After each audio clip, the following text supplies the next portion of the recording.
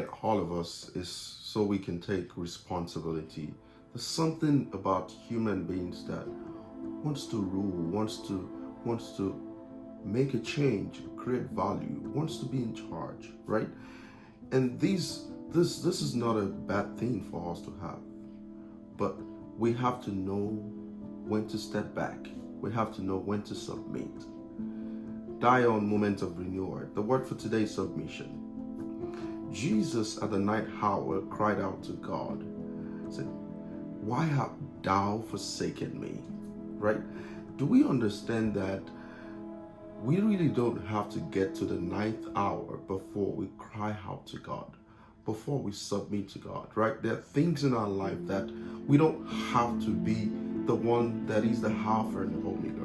You don't have to do it by yourself. You don't have to shoulder the weight of the world by yourself.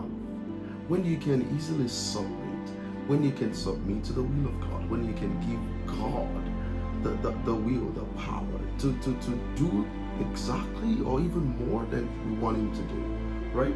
So it is very important that we understand when to submit to the will of God. In fact, we need to submit to the will of God all the time, right?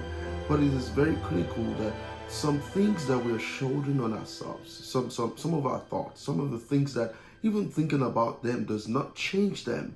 We need to learn to hand them over to God. We need to learn to submit to God.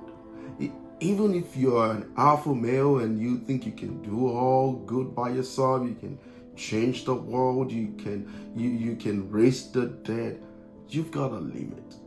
You've got a limit. We would have thought that Jesus, the Son of God, would get to that night hour and have to cry out to God, his Father, that why have you forsaken me? So learning submission early on in life goes a long way to help you and I. Let us start to learn to submit to the will of our Father in heaven, and that makes our life easier.